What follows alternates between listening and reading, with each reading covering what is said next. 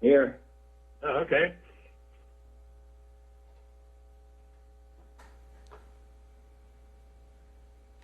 Are you recording, Edna? Okay, we're now recording. And Sean, if you want to have the meeting go live.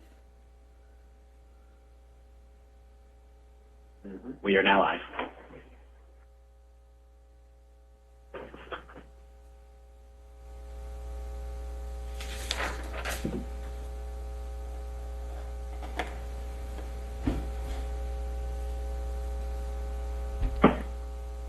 Okay, hello and welcome to the Capitol Planning Commission meeting of July 15th. And we're glad you're here joining us. This meeting tonight is not physically open to the public. Commissioners and staff are meeting via Zoom, and there are several ways for you to watch and participate. There'll be a slide on the screen showing you how you can participate. And if we could have that slide up, there it is. So there's several different ways by calling in and raising your hand to wait to be unmuted. So hope you can join us. And as always, this meeting is cablecast live on Charter Communications, Cable TV Channel 8, and AT&T UVerse Channel 99. Our tech tonight is Armin Toyd, and thank you, Armin, for doing this. And with that, may we have the roll call, please, Edna? Sure. Commissioner Christensen? Here. Commissioner Newman? Present. Commissioner Westman? Commissioner Westman? He's muted. Commissioner Westman, you have to unmute yourself. I'm There you here. go. Sorry. Oh, thank you. Commissioner Wilk? Here. And Chair Ruth? Here. Thank you. Okay, now we'll have the Pledge of Allegiance. I pledge allegiance to the flag Of the United States of America, and to the to the republic republic for which it stands, one nation, under God, indivisible, with liberty and justice for all. I'll be glad when we can do that live. Yeah. Okay, next item on our agenda tonight is oral communications. And Katie or Matt, do we have any additions or deletions to the agenda? We do not have any additions or deletions to the agenda. However, we've had quite a few public comment come in for an item that's being continued. So I just wanted to start by just stating that the tree removal in the Cherry Avenue right-of-way will be continued to the September 2nd hearing this evening. It's on the consent agenda. At this point, there's no staff report that lists all the details of this application, so it would be inappropriate to discuss the application prior to it occurring on September 2nd. So just an announcement for the public that that is on consent. The recommendation is to continue to September 2nd so that PG&E has time to look at other alternatives, and then we'll be bringing it back on September 2nd at 7 p.m. Thank you. Thank you, Katie. Next is public comments. If there's anyone out there that would like to address the commission tonight about any items that are not currently on the agenda, now's the time. We'll give you a little bit of time to weigh in here if you have something to add.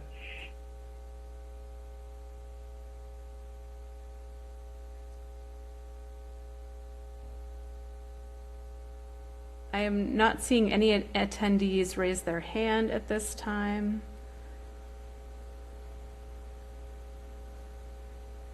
Okay, with that, then we'll move on. We can always come back if someone's a little tardy. Commission comments. Any thing to add from the commissioners? No. No. Okay, we'll move on from there then. Staff comments.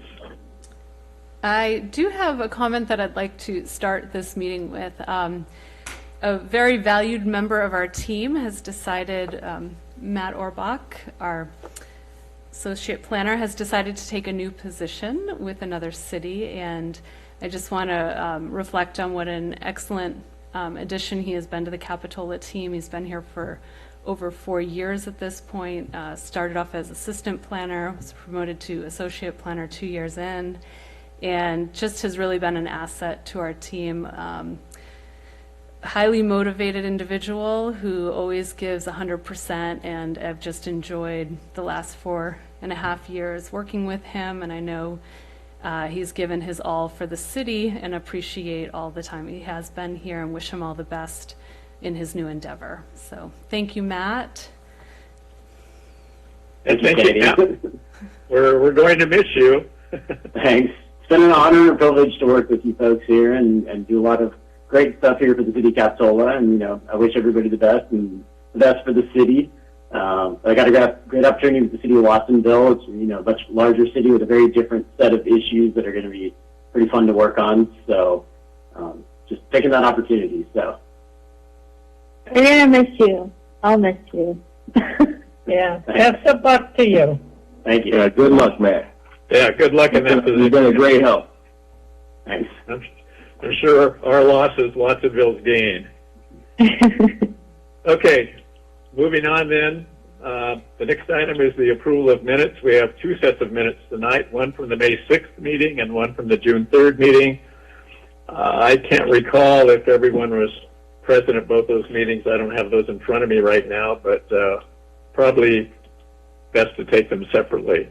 Those are any additions or corrections to the May 6th meeting? I'll make a motion to approve those minutes. I'll second. This is Commissioner Wilk. Okay, we have a motion and a second then to approve the minutes from May 6th.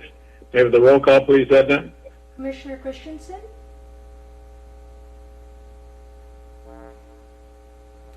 Armin, Commissioner Christensen.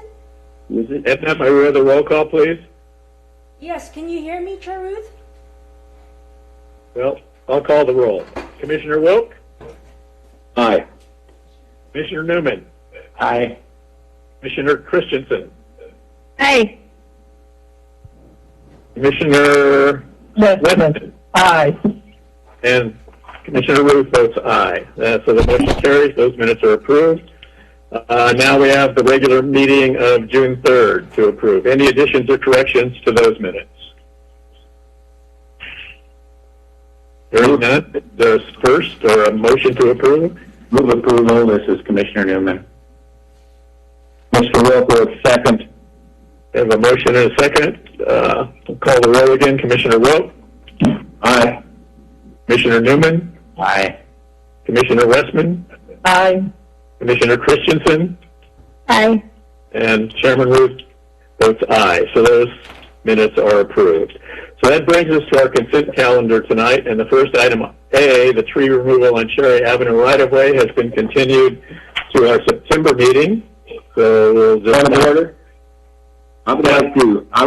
This is Commissioner Wilk. I would like to remove that from the consent calendar for discussion. For tonight or for the September meeting?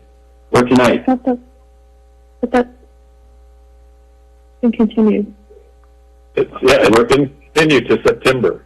Can't we deny that continuance? And hear it tonight? And discuss it tonight, and at least acknowledge the inputs for tonight, and discuss PG&E's alternative motives, perhaps, or I think there's a lot of issues that at least should be brought on the table. There are 42 people who have commented on this, and they shouldn't be ignored. Well, I don't think they're being ignored. It's just being continued, but let's get a consensus from the commission. I think it's advertised as an agenda item that's going to be continued for tonight. And I know several people who are very interested in this item, and they're not watching our meeting tonight because they know the agenda listed it as an item that's being continued to September. So I think it would be a disservice to discuss it tonight when we've already told people it will be continued to September. And I appreciate all of the comments that I've received. I think we all take them to heart, but it would be inappropriate to discuss it tonight. Yeah, Susan, I think those are valid comments, and I think we will just not discuss it since it has been continued, and we can discuss it at that point. So the next item... I think it's an interesting point of order. as to whether or not, now it's just an academic question from my standpoint, whether or not we can pull anything from the consent calendar, because I thought we were able to do that. Anyone was able to pull an item from the consent calendar by rule. Well, then let's get a consensus from the council. Or from the commission. Commissioner Newman, I agree with Susan, Commissioner Westman, and I also think that since we've had so much reaction from the public, that it would be good to get input from PG&E in terms of how they want to address that before we get too deep into this. Okay, Commissioner. So this is actually the conversation I wanted to have as part of pulling it from the consent calendar. But all right, I'll withdraw my concerns. Okay, so we're going to move on to we're on the consent calendar. I would like to pull 4855 Topaz Street for discussion. And if we could have a staff report on that, please, either Matt or Katie.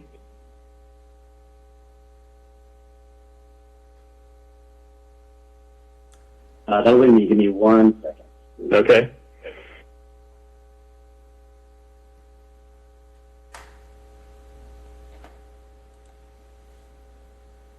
Okay. Tonight we have at 4855 Topaz Street, the applicant is proposing to demolish an existing 291 square foot attached garage and construct a new 282 square foot attached garage and a new 630 square foot attached accessory dwelling unit at 4855 Topaz Street. Next slide, please.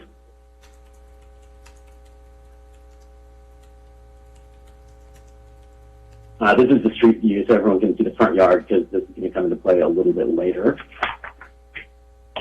Next slide, please.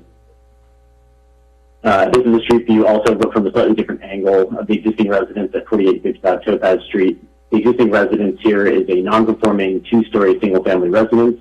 It's located in the Jewel Box neighborhood, surrounded by 1- and 2-story single-family homes. And I specifically put this in here just so you could see the roof pitch of the existing garage.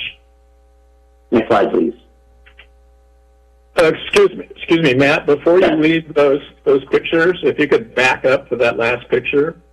Front yard? Yeah, I just want to point out that picture is probably about 4 or 5 years old, because that tree on the left now is much larger, and those plants in the planted right-of-way in the front are no longer there. Okay. I believe it was from 2020, so I apologize for using a year out-of-date photo on that. This project is not proposing the removal of any of that, any of the trees or any of the landscaping. So, sorry, Sean, can you go to the slide with the site plan, please? So here's the site plan showing the location of the ADU and the proposed garage. The new garage is located 10 feet closer to the front of the lot to accommodate the new attached ADU addition off the back of the home. The proposed attached garage complies with the 20-foot front yard setback. I did show that picture even at full light of day to show that the current front yard is almost fully paved, other than the small landscaping strips along the front property line and landscaping strip adjacent to the front of the residence, and around the base of the 2 trees in the front yard. The applicant is required to add 1 parking space for the ADU due to the existing site constraints of the parking. Due to the existing site constraints, the parking space for the ADU will be in the front yard setback. Code requires that parking for an ADU in the front setback should be a ribbon or Hollywood design, which we discussed not too long ago with our ADU code update. And it's designed with 2 parallel strips of pavement. Unpaved areas between the strips shall be landscaped with turf or low-grade ground cover. So given that the yard is fully landscaped, to comply with the standard, the applicant is proposing to add a strip of turf or low-grade ground cover in between the 2 paved areas that will serve as the paver parking strip areas. Next slide, please. Here's the proposed floor plans. You can see kind of on the top, on the right-hand image on the top part is the accessory dwelling unit that's being added. On the lower left is the garage. Next slide, please. And here are the proposed elevations. Oops, sorry, I think I put this. Okay. Proposed elevations is The thread design includes a new pitched roof of the garage that matches the existing residence with composition shingles. And the new attached garage and attached ADU have horizontal siding to match the existing single-family residence. I should also point out that this is another one of those projects where the ADU is an administrative approval, so it's not really up for discussion tonight. Tonight, what is up for discussion is the relocation of the garage because the ADU will be approved administratively. So, next slide, please. With that, staff recommends the Planning Commission approves the project based on the conditions of approval and findings. Okay, thank you, Matt. The reason I brought this up was a concern I have for the ADU parking space.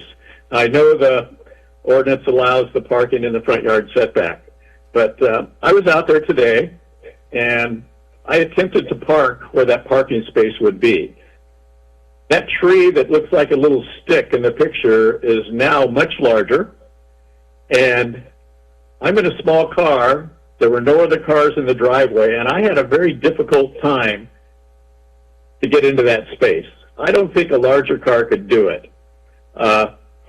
I know on Depot Hill, that house that was on, I believe it was on El Salto or Escalona, I can't recall which, but we allowed them for their parking to encroach in that unused right-of-way area. And if you look at that, I guess it would be the plan, Matt, that shows the plot plan on there. There is room. Next one, I believe. The one that shows the parking space. That one. This one.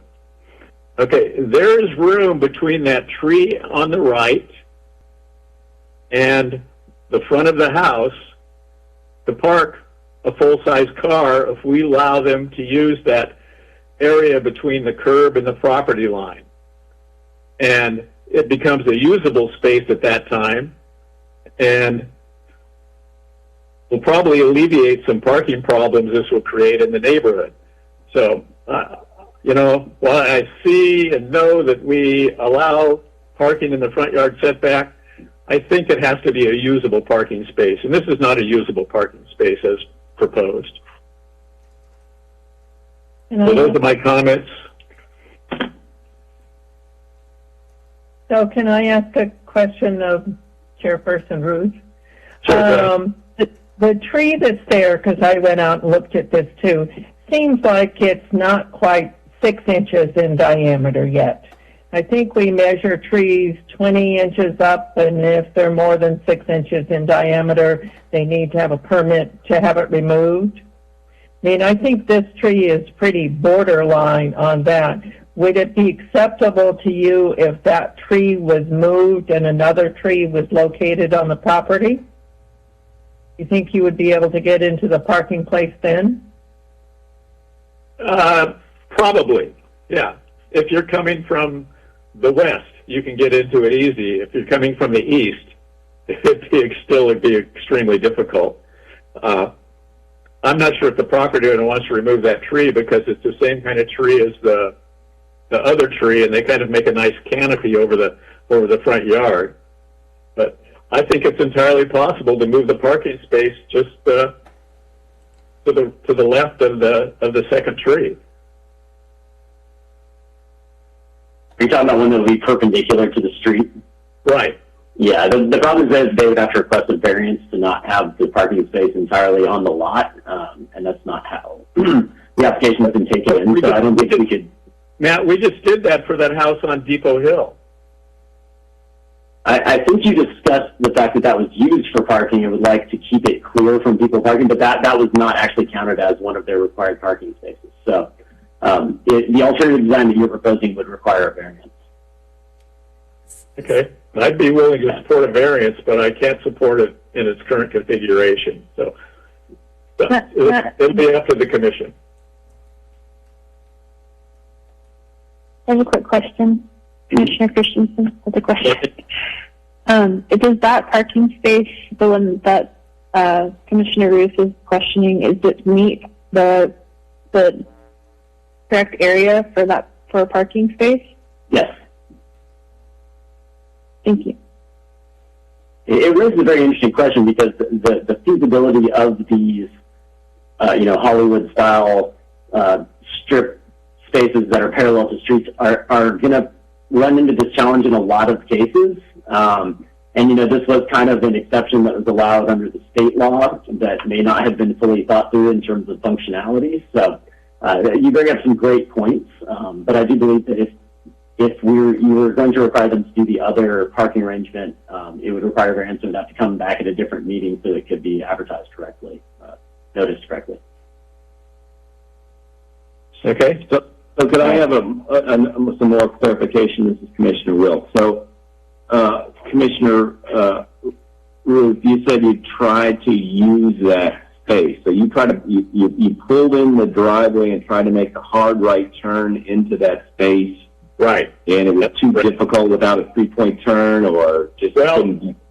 In order to land on that space, I would say before I completed my turn, my car was probably maybe 4 or 5 inches from the trunk of the tree. And I still had a ways to go.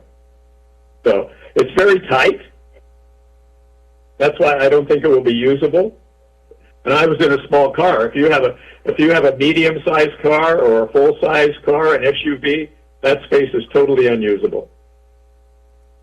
So you mean between? So I'm just trying to envision this. So you got the trunk of the tree on one side, and then the planter or the house, I guess itself, or the. Well, that tree sits right on the apex of the turn you have to make. Right. So you're saying that you would scrape the passenger side door with any car any larger than yours? You got it. No, good. This is Commissioner Westman. I have a procedural question. Matt indicated that the ADU unit is not up for discussion tonight. That's strictly a ministerial permit. And so this parking space that's being provided for the ADU, isn't that part of the ministerial permit, not what we get to comment on? That is actually correct. The ADU parking space is associated with the administratively approved ADU. That, and Commissioner Westman, yes, that is correct. And there's okay. So go ahead, Katie. So that is how we should review this. That is part of the ADU that should be removed. It should be reviewed administratively. Just for clarification, there are a couple items like with it that just for additional information, but I don't think it can be reviewed this evening. If we were to look at adding an additional space through a different means for the ADU, we have a limit for how many for driveway cuts in the width of a driveway in the R1 district, because we try to allow street parking and encourage street parking, and that's why you don't see many Capitola homes with more than one parking space. And within our new code, I'm just going to read a section of this to you. But so within the R1 district, the width of the parking space in the required front yard, it may not exceed 40% of the lot width up to a maximum of 20 feet, except that all lots may have a parking space up to 14 feet in width, regardless of lot width. And then there's a new allowance for the Planning Commission to allow larger parking areas within the front and exterior side yards with a design permit if the larger parking area incorporates design features such as impervious materials and enhanced landscaping, which minimize visual impacts. But typically when we have an application that comes in with 2 driveway cuts, we'll have a review by also the Public Works Director to see what the impact is to on-street parking, because once you make an additional cut, you do lose 1 and in some instances 2 spaces along the street. So, but I do think the review of the parking space, because it's tied to the ADU, should not be included in this review, because if we just had the application for an ADU, it would be approved administratively. So since this is purely an administrative approval, is the only thing we're allowed to discuss tonight the proposed garage? That's correct. Okay. However, Okay, well, I'll I withdraw do my think- concern then. I do think if there was a suggestion on the tree, we could relay that to the applicant. And if you were suggesting removing the tree to make, Yeah, I'm not suggesting removing the tree. Okay, well, with that, if there's no further discussion, we'll call for the question. Is there a motion to approve? Well, do we want to do the whole consent calendar now? Well, We didn't vote on the other item either. we didn't have anything to vote on. We just continued it. we do need a vote to continue it, and because this item was pulled off the consent agenda, I would suggest that we should, okay, so procedurally, since this was pulled off the consent agenda, we've heard the commissioner comments, we should open the public hearing, and then I would suggest after we have a motion and a vote, we should return to the consent agenda to also make a motion on the PG&E tree. Wait, you've lost me, Katie. Because there's been... What are we opening a public hearing on? 4855 Topaz, since the commission discussed it. We should open the public hearing. Okay, well, I'm a little confused as to what the action should be other than an approval. So you took it off the consent calendar, so now it's just a regular agenda item, so you have to go through the regular rigmarole. Okay, but it's not a public hearing. I just pulled it off for discussion. That doesn't make it a public hearing. I don't agree with that. This is Commissioner Newman. I think as Commissioner Ruth retracts his pulling it from the consent agenda, it just goes back to the consent agenda. Which I have done. You are correct, Ed. Okay, is there a motion to approve the consent calendar or the consent agenda? I'll make a motion to approve the 2 items on the consent agenda. I'll second. Mr. Okay. Horstman. Edna, are you here to do the roll call? Yes, Chair Ruth, can you hear me? Yes. Okay. Commissioner Christensen? Aye. Commissioner Newman? I'll abstain because I'm really disqualified on the Topaz. Commissioner Westman? Aye. Commissioner Wilk? Aye. And Chair Ruth? Aye. Thank you. Okay, motion carries. Consent calendar is approved with the tree on Cherry Avenue continued to the September meeting. So that brings us to public hearings.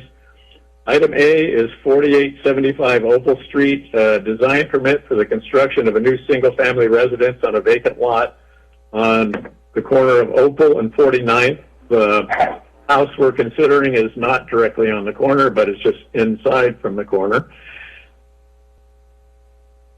Matt? Thank you, Chair Ruth, and good evening, Commissioners. This is Sean here. The applicant is proposing to construct a new 2-story single-family residence. This property is a vacant lot within the single-family zoning district.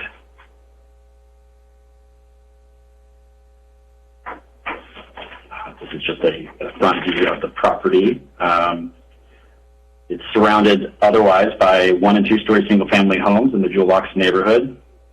As mentioned, it's adjacent to the corner property of 503 49th Avenue, which is a separate legal lot but is owned by the same party. The Planning Department is also reviewing a separate development application for that corner property, which is expected to go before the Planning Commission this September. The proposed site plan. Parking is provided by a single-car garage and a 2-car driveway. The proposed home is only actually required to have 2 parking spaces, one of which must be covered. However, the applicant preferred having a 3rd space. In the rear, there are also included 2 trees for planting. This would secure the 15% canopy coverage for new residential development applications.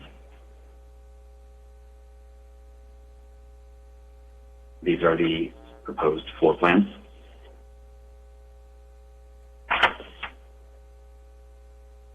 Here are the proposed elevations.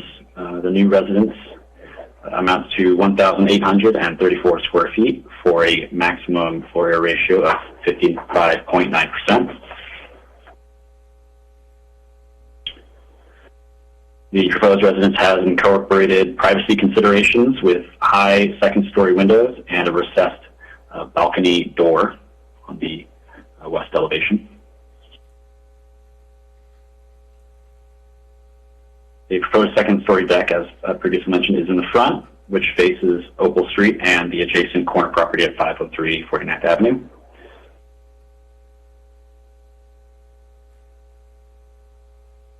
And here is the proposed landscape plan. The landscape plan was not revised to reflect the latest driveway design and the proposed tree varieties.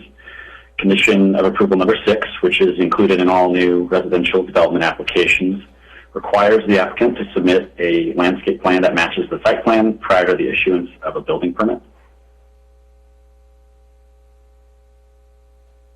And with that, staff recommends the Planning Commission approve the project based on the conditions of approval and findings. Thank you, Sean. Interesting to note that this is the last vacant parcel. It's been divided into 2 lots now that exist in the Jewel Box area. So with that, we'll open the public hearing. If the applicant is present, we could hear from the applicant or his representative, Mr. Norton. Are either of you present?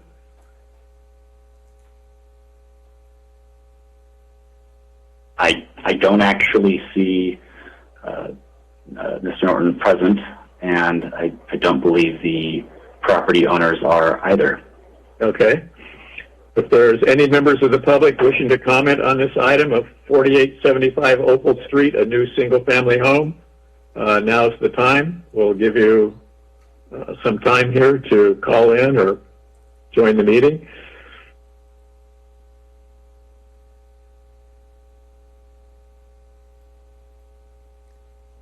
And I'm not seeing any public comment on this item either in our email system. I'm sorry, Katie, what was that you said? Couldn't hear you. Within the public comment email, there are no public comments submitted on this item. Okay, then we'll move on and bring it back to the commission. Who would like to lead off?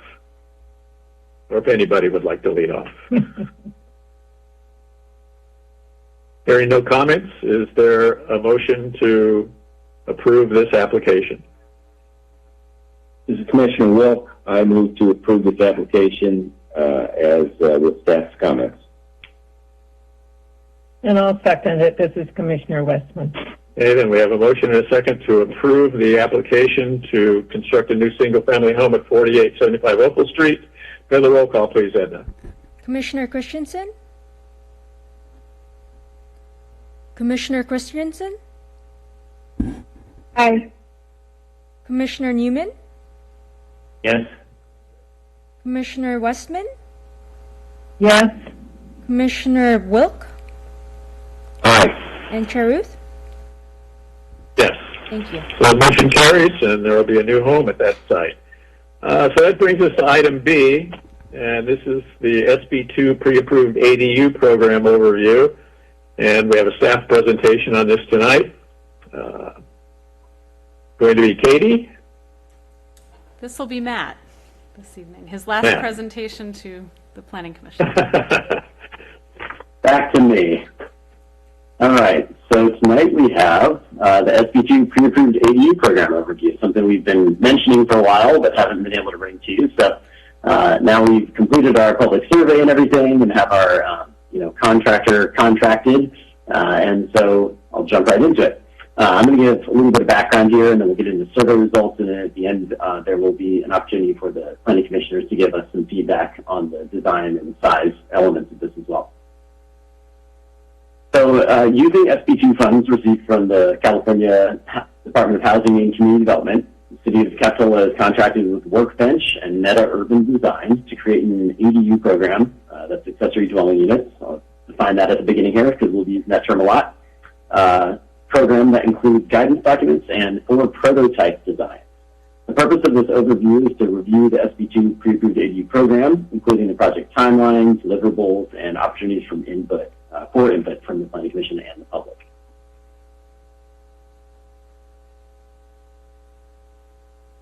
So SB2 grant funds were made available to jurisdictions to accelerate housing production. For the City of Capitola, this will be achieved by assisting property owners with ADU development. There are two main deliverables for Capitola's ADU program. The first is to create guidance documents to inform the public and design professionals of Capitola's ADU standards and the permitting process. Second deliverable is producing architectural and building plans for 4 ADU prototypes that would fit on a typical lot in Capitola and will be available at no cost to Capitola residents. So a little background on how we got here. On February 8th, 2021, the city published a request for proposals to develop this ADU program. The RFP was published for 28 days, and the city received 4 proposals from qualified applicants. We put together a selection committee composed of our local architect, Frank Fanton, Planning Commissioner Christensen, myself, and building official Robin Woodman. We reviewed the submittals and identified Workbench as the top applicant. A little background on Workbench here. Workbench is a woman-owned architecture and construction company based in Santa Cruz with expertise in ADU design and development. The Workbench proposal included a subcontract with Samantha Suter, who is the owner of Meta Urban Design, to assist with creating the ADU public outreach tools. Both have experience with ADUs, having recently created prototype ADU designs for the city of Seaside, and currently working on an ADU toolkit for the city of Milpitas, who I contacted as part of our review, and got great reviews. Brian Rubin is in attendance tonight. If the Planning Commission has specific questions for Workbench during or after the presentation, and if we're still going, I believe Samantha will be joining us a little bit later as well. In terms of deliverables related to the guidance documents, we will be getting a detailed step-by-step ADU handbook, a quick reference ADU brochure, an ADU application, ADU checklist for plan submittal, a frequently asked question document, public-facing imagery such as graphics, and an update to the text of the ADU page on the City of Capitola website with links to all of the previously listed items. What these items will do is define the types of ADUs, provide illustrations showing what these building forms can look like on a typical Capitola lot, explain the new state regulations for ADUs, using illustrations and graphics to distill really technical ordinances and state laws into more easily understood information. Create content that describes the benefits of ADUs and direct users to external resources to excite and inspire them about adding an ADU to their property. They'll also present and explain the prototypical ADU plans that are going to be developed as part of this and the other deliverable to help property owners identify the best options for their individual properties. And it will also guide property owners through the design and permitting process. The other half of this is the prototype designs, and in terms of those deliverables, there will be 4 detached ADU floor plans for homeowners that will include several architectural styles as well as options for different interior and exterior finishes. The plans will be designed to fit into a typical property in Capitola, which I know I've said that a few times now, but I will define that a little later after the end of the survey review. And we'll cover a range of sizes from the minimum size of 220 square feet up to the maximum limited standards ADU size of 800 square feet. And these prototypes will be developed to the point where they are building code compliant and only require approval of an administrative ADU permit and a building permit, which will be able to be applied for concurrently. The project is currently in the information gathering and conceptual design phase. After tonight, the Planning Commission will also have opportunities to review and provide input on the schematic and final designs. During the next step of the schematic design review, the Commission will review the draft floor plans and exterior elevations for the 4 prototypes and provide feedback on any design changes they would like to see incorporated into those plans. Workbench will then make the recommended changes to the plans. The design process will continue through the fall with Planning Commission and City Council review of the final designs tentatively scheduled for November. Following approval of the architectural plans, the building plans for the approved designs will be created with the final project deliverables tentatively scheduled for approval in March 2022.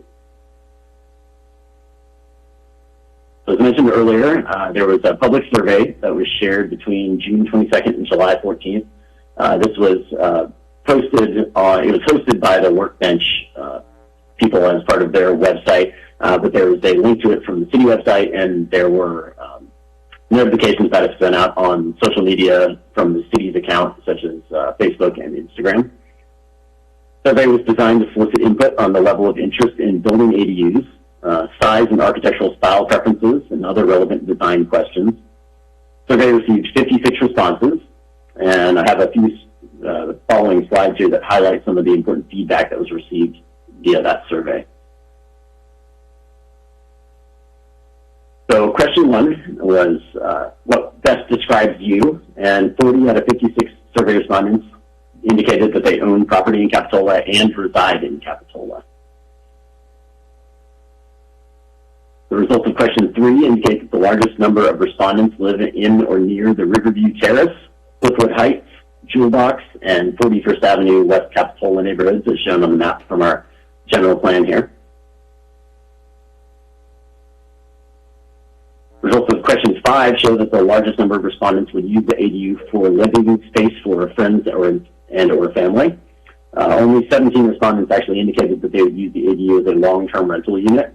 Significant numbers of respondents also indicated that they would use the ADU as living space for visiting guests or as a home office, music, art studio, hobby space, or something similar.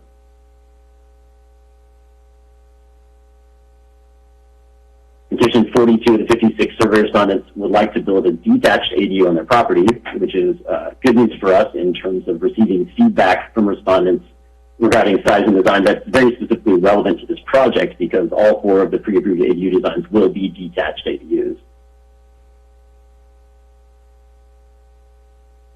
Questions 7 and 8 were closely related, soliciting feedback on how much of their backyards respondents were willing to cover with an ADU and what size ADU they would prefer. Most respondents were interested in preserving half or as much as possible of their backyard, and 48% of respondents preferred the smallest size ADU to accommodate their needs. In the same vein, the results of question 9 indicate that the overwhelming majority of respondents are interested in studio or one-bedroom units, 28 respondents and 22 respondents respectively.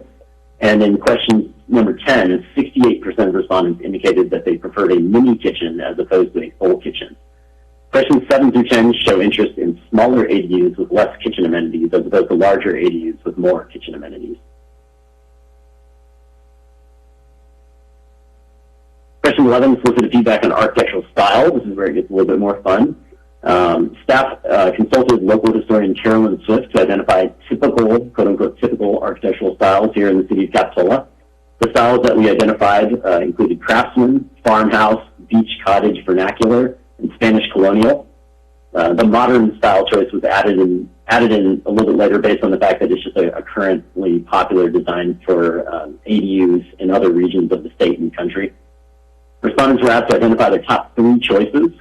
The overall top choice was beach cottage vernacular, shown here as D. I know that the words are a little hard to read there. Followed by craftsman and farmhouse, which are B and C. They each received 26 votes. There's 42 votes for the beach cottage vernacular. Modern received 17 votes, and Spanish colonial only received 5 votes. Question 12 got a little bit more specific and solicited feedback on siding material types. Respondents were asked to identify their top 3 choices as well here. The overall top choice was horizontal siding, followed by board and batten and shingles. Vertical siding also received 15 votes. Stucco received 9 votes, and stone only received 2. And the last one here, I asked about roofing materials. This one also included the option of prefer a range of options to choose from. Once again, they were asked about their top 3 choices. The top answer was composition shingle with 34 votes, followed by standing seam metal with 29 votes, and then prefer a range of options to choose from with the third highest vote getting with 24 votes. Finish tile only received 4. Question 14 and 15 dealt with the cost and time expectations related to the ADU permitting and construction process. 45% of respondents estimated that their budget for permitting and construction of an ADU will be less than $100,000, and 54% of respondents expect the total permitting and construction process to take less than 6 months. These expectations indicate that guidance documents and outreach materials should definitely focus on educating property owners about the cost and time required for permitting and construction of ADUs, so that they can have a realistic expectation heading into this.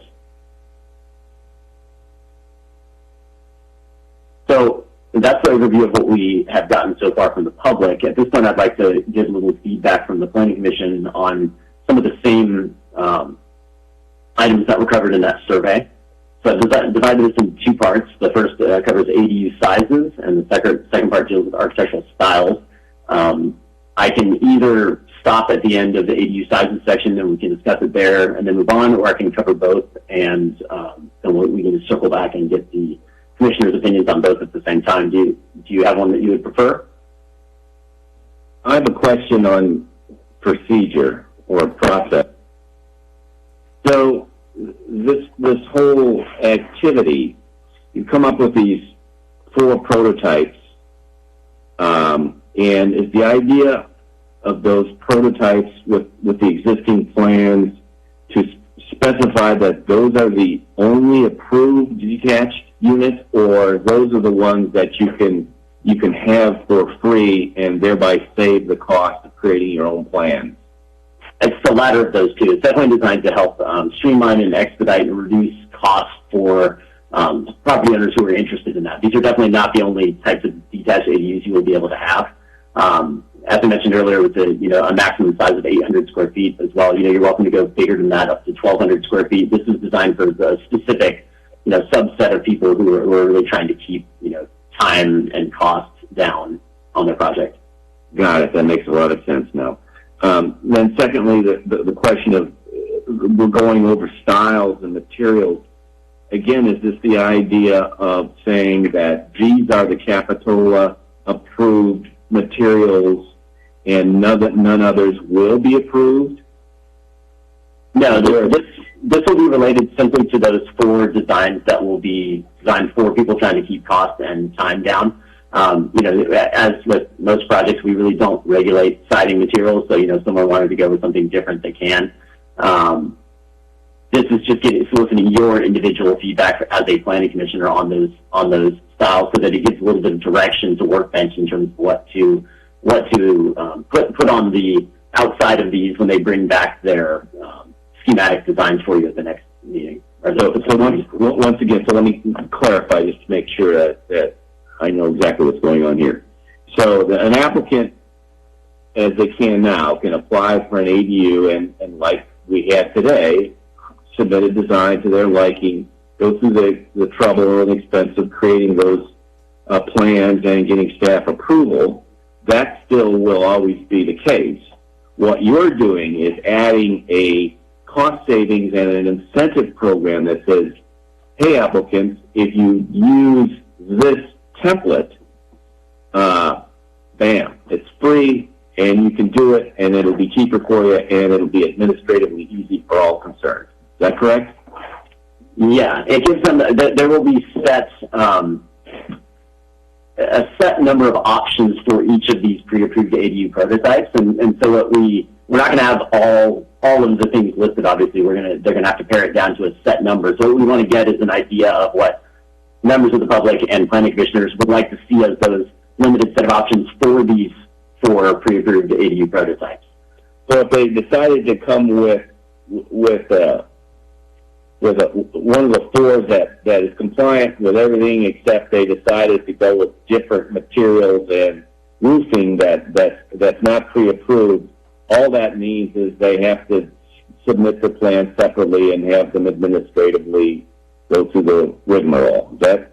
Yeah, I mean, it would go through the same approval process. It's just they would be, you're allowed a lot of flexibility and creativity with those aspects of these projects. So this is much more about the floor plans and just giving people sort of some ideas to build off of. And they're not going to have set prices. This is something I've actually discussed with Workbench because, the prices of those materials do fluctuate too. So we're not going to have fixed numbers on these. So, it's going to be designed with a certain number of options. And then if someone wants to go and say stucco, which, in this survey didn't get a lot of votes, they're welcome to do that. And they can do that as part of that same approval process. So just, again, bear with me. So if in fact the Planning Commission and the let's say the community at large decided that they didn't like stucco and the stucco does not belong in Capitola, this nevertheless doesn't prohibit anyone from building a stucco ADU.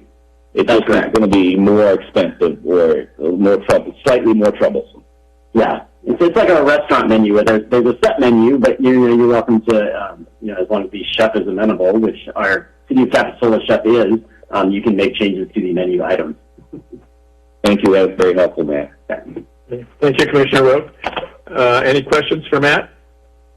I just have one quick one. One of the things that concerns me, and it showed up in the survey, is the majority of these ADU units are being built, and we're fast-tracking them and making exceptions because we want to provide more housing, but they're not being used for housing. Is there any ability that this city has to say that, if you get to build one of these ADUs, it's supposed to be for housing? No, and unfortunately that's a byproduct of how the state law was written. They, wanted to just expedite the construction of these, but, as we've noticed from our self-certification letters that we sent out, a lot of these are being used just for family and friends and extra living space, and there's no real way to regulate that under the framework that we have, at least at this point, given to us by the state law. But the requirement for a commission kind of drives that, doesn't it? Sorry. Commissioner Westman?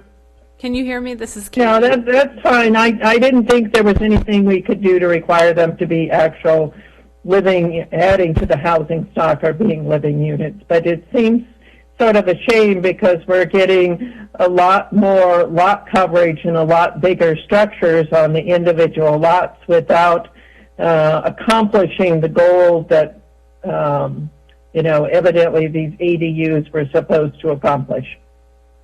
I have a comment to follow Commissioner Westman. I've been talking to a couple different jurisdictions, the City of Santa Cruz and County of Santa Cruz, and a couple people brought up some really good points in response to that because that was something I thought of as well.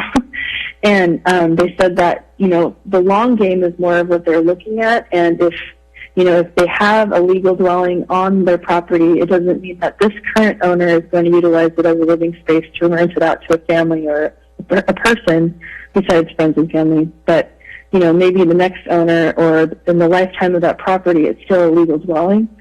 So I thought that was kind of a good point that the city or the state is affording, so much more lot coverage and offered living space so that at one point in the lifetime of that property, it'll be used. Does that make sense? I brought up the same point a little while ago, and I thought that was a good response. So I thought I'd offer.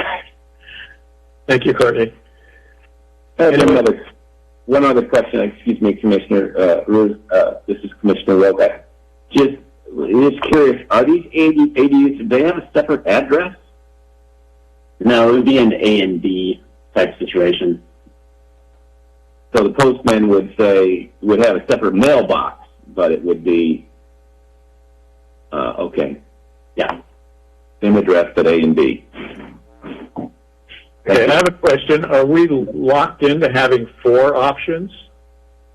That is what the funding amount allowed for in terms of what we've worked out with Workbench and the dollar amount of the contract and what can be produced in this amount of time for that amount of money. So we originally said 4 to 5, but then we leaned in to doing 4 with multiple interior and exterior design options rather than 5 without design options. So. Okay. Any other comments, questions before we open it to the public? Oh, no, I still have more presentation too, by the way. So that was the other question I posed was whether you wanted to stop at each one of these and discuss the size and the architectural styles, or whether I should just go through both of those and then we can discuss them afterwards. I'd like to address that question, if I may. Okay. So, it's great that we got a grant and some money's coming to the city, but I really am skeptical of the utility of this exercise. I don't think we should spend any time on commissioner opinions of ADU size. The law is the law on that, and the people will build what they want to build. And you can get all kinds of canned ADU plans online very inexpensively. So, you know, the extent to which this is facilitating the construction of housing for needed housing in California is, in my opinion, extremely minimal. And I just don't think we should waste a lot of time on our opinion of whether a 200-foot or a 250-foot ADU is we like. Okay, noted. We do, however, need to go through this exercise so that we can give some guidance to Workbench on specific sizes. So I think this will become a little more clear after I go through that number one. So why don't I just go ahead and go into it, and I'll stop at the end of the size section, and we can discuss whether you'd like to discuss that more there or move on to architectural styles and then do it all at once. So. All right, so with that, I did say earlier that I was going to go into what a typical lot in Capitola is by neighborhood. So what I did with this is I analyzed typical lots in Capitola by neighborhood, and the results are shown in this table. Don't worry, I'm not going to go through it line by line. Based on the most common lot dimensions and the corresponding setback requirements and building envelopes, there are certain sizes of detached ADUs that could work in certain neighborhoods. However, the building envelopes of some neighborhoods would not allow for an ADU at all. This will obviously vary based on existing conditions of each individual lot, because some lots in the not feasible neighborhoods shown in this chart may have primary residences with larger rear setbacks or larger side setbacks that would actually allow for the construction of a detached ADU. But I needed to do something to get us some typical lot sizes. With that, I put together a list of potential ADU sizes based on what would work in certain neighborhoods and other constraints as shown above. For example, it's important to note that once an ADU reaches 640 square feet, Soquel Creek Water District, if someone's in the Soquel Creek rather than the City of Santa Cruz, actually jumps by $10,000 based on the projected water use for larger ADUs.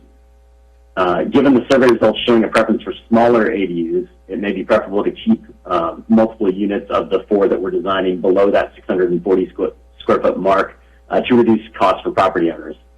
What I'm requesting here is input from you on what you'd like to see in terms of unit sizes, either with specific square footage targets, 220, 400, 600, 800, or just general guidance, if we can get to a consensus, such as, 3 of the 4 units should be under 640 square feet. Do we have any say-so if someone wants to build an 800 square foot ADU and it conforms to all the standards? No, once again, we're only dealing with the 4 pre-approved prototypes that were going to be designed as part of this grant.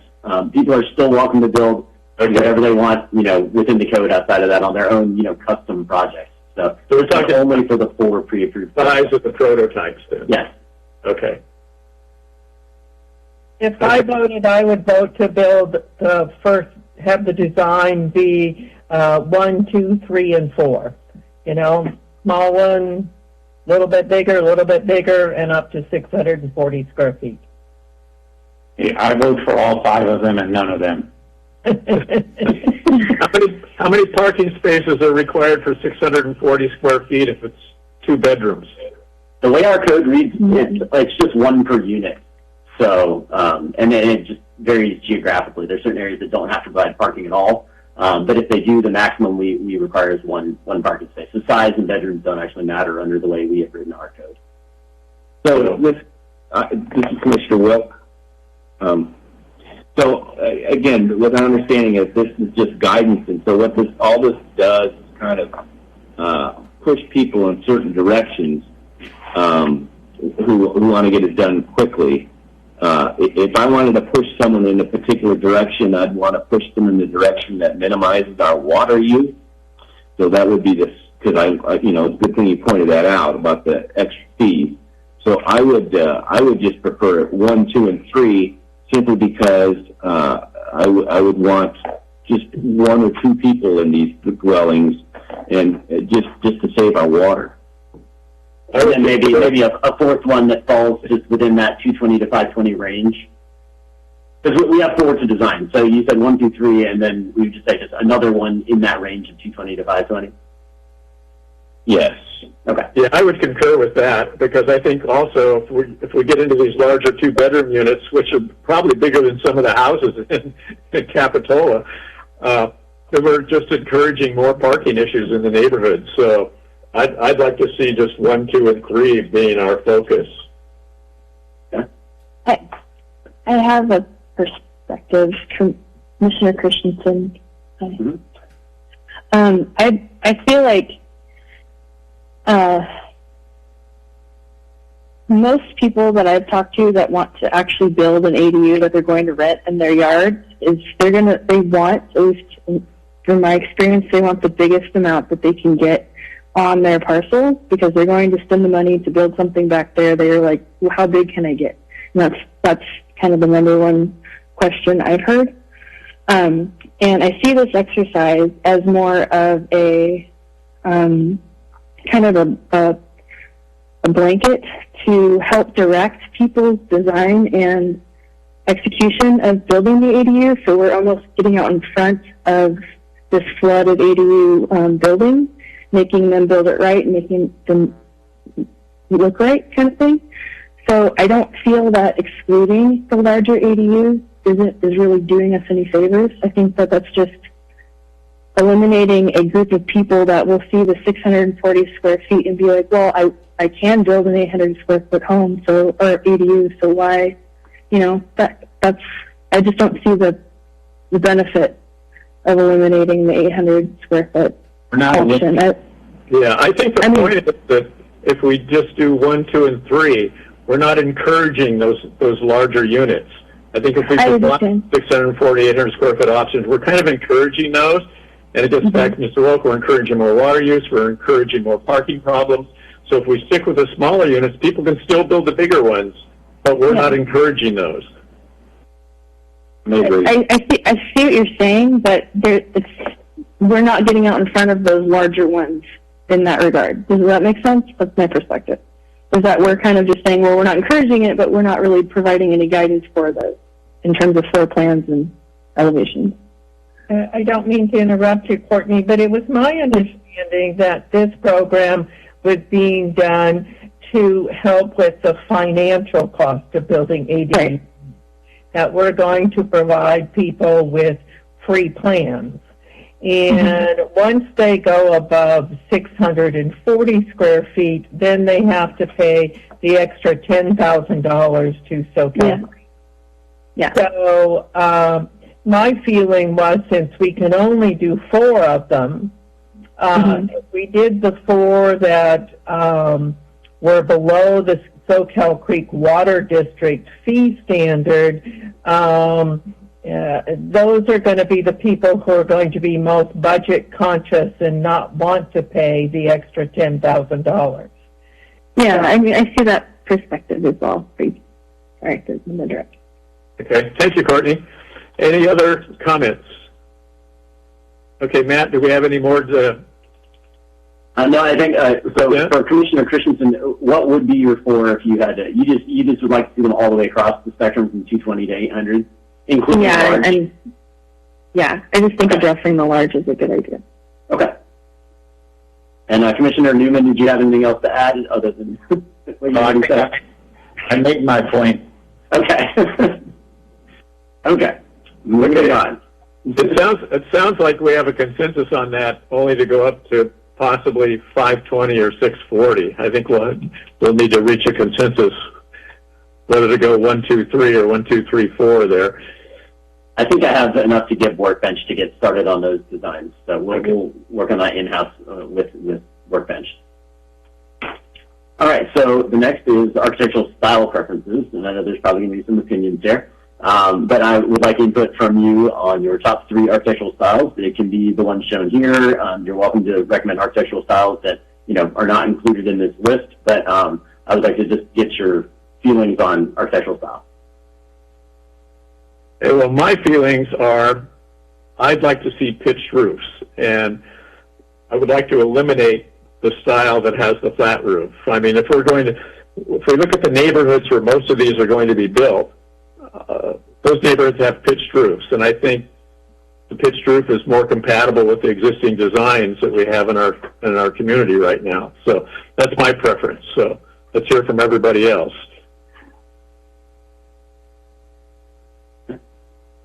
I don't really have a preference. I think that sometimes for neighbors, having a flat roof keeps the impact of a building being so close to the rear yard setback it lessens that impact. So for me, a variety of roof designs is fine. I think we should let people build what they want to build, and I think they will build what they want to build. And I think coming up with a few prototypes to save them a few $100s is pretty irrelevant. Thank you, Mr. Newman. Commissioner Wilk, Commissioner Gustafson? Commissioner Wilk. Oh, go ahead. Go ahead, Courtney. Oh no, I like all of them too. I just, maybe with the exception of E, A and C seems the most applicable for most people's style around here. Yeah, I prefer F.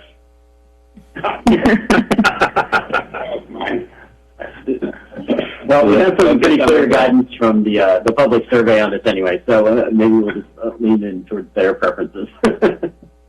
Okay, well, I do have a couple more, just the same ones. So it didn't sound like you had much preference for overall style. How about for specifics? Any siding preferences? Or I know generally the Planning Commission as of late has been very open to whatever siding preferences people have, but anyone have a strong feeling?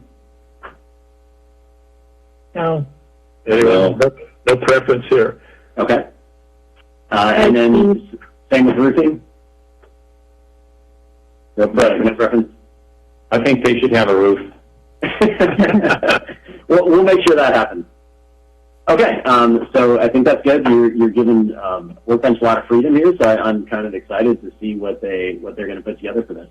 Okay, well, this is a public hearing, so we do have to open it up to anyone that has any comments from the public. Okay, let me do my last slide just real quick about next steps, and then I'm done. So where do we go from here? Next, we're going to take the feedback that was received from both the Public Survey and Planning Commission tonight on preferred unit sizes and architectural styles, and we're going to convey that to Workbench and then begin working with them on creating these schematic designs. And then also Meta Urban Design is going to start working on the outreach materials as well. And then, as I mentioned earlier in the timeline slide, the schematic designs will come back to Planning Commission. Right now, I have it tentatively scheduled for September, but sometime around that point when Workbench completes those schematic designs. So with that, I can hand it back to you, and we can have some public comment. Okay, thank you, Matt. So this is a public hearing to discuss any pre-approved ADU plans and program for the City of Capitola. If there's any member of the public out there wishing to give us your 2 cents on this program, now's the time. So there's how you join the meeting, and we'll give you a few seconds or a little bit of time here to make your comments. Chair Ruth, I do not see any written public comments at this time, and we have no public attendees on the Zoom hearing at this time. Okay, so with that, we'll close the public portion, and there's no action required on this. So we've given our direction to staff, so we'll bring it back to our agenda, and we're on the director's report. Katie? Okay, thank you, Chair Ruth and Planning Commission. I just have a few updates for you. At our next Planning Commission meeting, we will be doing the 6-month review of our food vendor permit for the mobile vendors at the mall. So I wanted to encourage you all to, when you're in the area, please stop by, observe what's happening there, and write down any concerns you may have or recommendations, because we will be bringing back the 6-month review. At this point, I think it has continued with 2 vendors, and but that'll be returning to you in August. I also wanted to provide an update on the Wristband Park. Right now, currently, the city is $280,000 short of funding for the Wristband Park. So we do have a grant request in at the state, and we're hoping to know by the end of the summer whether or not we'll get those grant funds. And so we'll hopefully have funding, and if not, we'll be looking at other avenues for funding. And lastly, the Wharf. The Wharf, unfortunately, we did not get the grant money that was recently applied for. So that was $1.4 million we were hoping to get towards that design and construction. The Planning Commission, there's still a condition on the original permit that the bathrooms need to come back to Planning Commission for final review. We haven't forgotten that. At this point, because of the lack of funding, we're not putting money into the creating the design of the bathrooms until we definitely have funding to move forward with the project. So hopefully we'll be moving forward with Wristband sooner rather than later, and I'll keep you posted on the Wharf. And lastly, the City Council at their last meeting reviewed outdoor dining for a permanent outdoor dining program in the village. As you know, under our new code, we have an allowance for outdoor dining outside of the coastal, well, actually just outside of the village in our community commercial and our neighborhood commercial areas. Businesses are now allowed to come in and apply for an administrative permit for outdoor dining. But within the village, it was prohibited under the new code.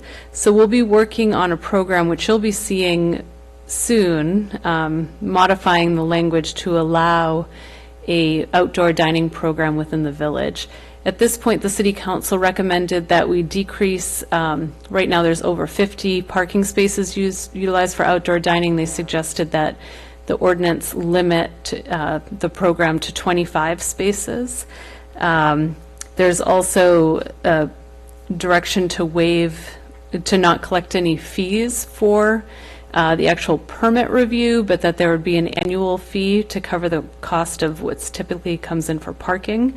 And also direction for staff to begin working on, I think one of your favorite new topics, prototype designs. So the city council has allocated $10,000 for us to go out and work on a prototype design. So this would be a more permanent project in which the city would be developing a design that could be approved administratively. So I will be coming back to you for feedback on that design in the near future, as well as an updated ordinance. So with that summarizes my updates. But at the council meeting next week, they'll be getting more information on the outdoor dining program for the future. And that finishes my director's report. And again, a big thank you to Matt Orbach for his time here at Capitola. Thank you, Katie. This is Thomas. Can I have a question? Can I have a question for Katie about the Wristband Fund? Yes. So originally there was I believe that there was $320,000 that was allocated for that many years ago now. Was that all spent on the ADU compliance? Do you know where that money went? I believe the money that was allocated for that is still there, but I don't believe we had it fully funded at any point. So I know for sure that we need $280,000 more in order to fund the park. Okay, thank you. But it definitely was not moved from Wristband to ADUs. I can confirm that. Not ADU. ADU compliance. A ramp. Oh, ADA. ADA. You're thinking ADA. I'm sorry, ADA. It may have gone towards that because that was a project we were required to do in Wristband ahead of the actual park itself. Okay, yeah, that's probably where it went. All right, thank you. Okay, thank you, Commissioner Wilk. Any other communications from commissioners? Hearing none, then we will adjourn to our next meeting in August. And for those of you still watching and are interested in the palm tree, that has been continued until the September meeting. Okay, meeting is adjourned. Bye, Matt. Bye, Matt. Hi, thank you, everyone. Bye, Matt. Goodbye.